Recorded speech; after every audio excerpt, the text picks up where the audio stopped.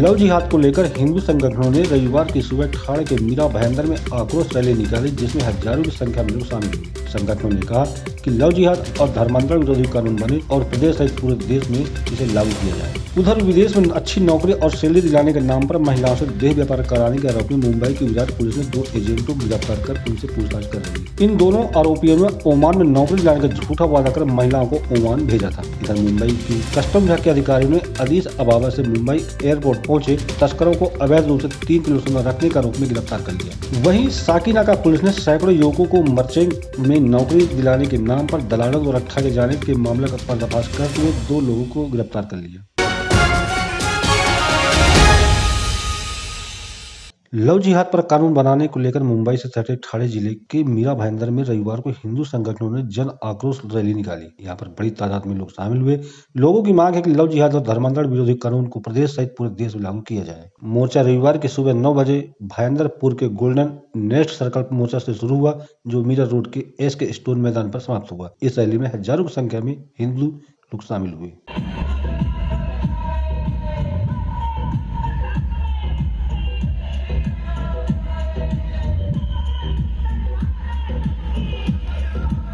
ये देश बहुत तेजी से आगे बढ़ रहा है, लेकिन जिस तरह से देश के अंदर कुछ लोग अपने स्वार्थ के लिए जाति धर्म पर खिलवाड़ कर रहे हैं। ये मोर्चा किसी जाति के खिलाफ या किसी व्यक्ति या किसी समाज के खिलाफ नहीं है, लेकिन जिस तरह से गतिविधियां हो रही है, परिवर्तन कर रहे लोग, उसके एक निषेध के अंदर ये जन आक्रोश जन आंदोलन मोर्चा निकाला जा रहा है। विदेश में अच्छी नौकरी और सैलरी दिलाने के नाम पर महिलाओं से देह व्यापार कराने के आरोप में मुंबई की गुजरात पुलिस ने 2 एजेंटों को गिरफ्तार कर उनसे पूछताछ कर रही है। इन दोनों आरोपियों ने ओमान में नौकरी दिलाने का झूठा वादा कर महिलाओं को ओमान भेजा।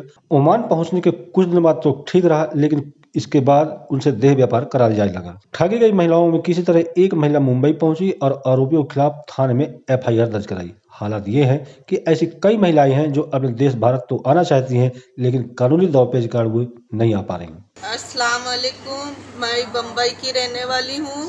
मैं इधर मस्कट में हूँ, बहुत परेशान हूँ, यहाँ के फंस गई हूँ। प्लीज़ मदद कीजिए हम लोग की। मेरे हस्बैंड बहुत बीमार है, प्लीज़ मदद करो। हम सब लेडीज यहाँ बहुत सारे लेडीज फंसे हैं इंडियन ओमान मस्कट एम्बेसी में, इंडियन एम्बेसी में।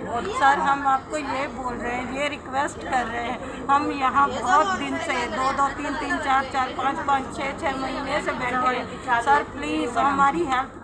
सर वहाँ पे जहाँ पे मुझे उनको पता चला कि मैं मालूमात करने के लिए आई, कुछ वीडियो मैं चोरी छुप के निकाल के मैं यहाँ पे हमारी छत्रपति मराठा साम्राज्य संगठन के लोगों को मैं भेजती गई। तो उनको जब पता चला, उन्होंने तब मुझे 2 दिन लॉकअप बाहर से लॉक करके एक रूम में रखा। वहाँ पे देखा मैंने यंग लड़की लोग थी, 3 पंजाब की लेडीज थी, लड़की लोग थी, यंग लड़की लोग। उनको नर्स के काम के लिए भेजा गया था, 1 लड़की को, और 2 लड़की लोग को मॉल में सेल्स गर्ल्स के काम के लिए भेजा था, लेकिन काम वगैरह कुछ नहीं था। और वहाँ पे ही एक मुमरा की लेडीज थी।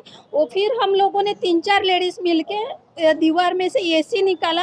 वहाँ से 1:30-2 बजे हम लोगों ने उनको फर्स्ट फ्लोर से नीचे उड़ी मारने के लिए बोला, उन्होंने कूदी मारी और उनको MBC ऑफिस में हमने पहुँचा दिया। मुंबई के कस्टम विभाग के अधिकारियों ने अदीस अबाबा से मुंबई एयरपोर्ट पहुंचे तस्करों को अवैध रूप से 3 किलो सोना रखने के आरोप में गिरफ्तार कर लिया। जब्त किए गए गोल्ड की कीमत लगभग 1.5 करोड़ रुपए बताई जा रही है। यह कार्रवाई अफसरों ने तब की जब उन्हें तीनों विदेशी यात्रियों की हरकतें कुछ संदिग्ध लगी।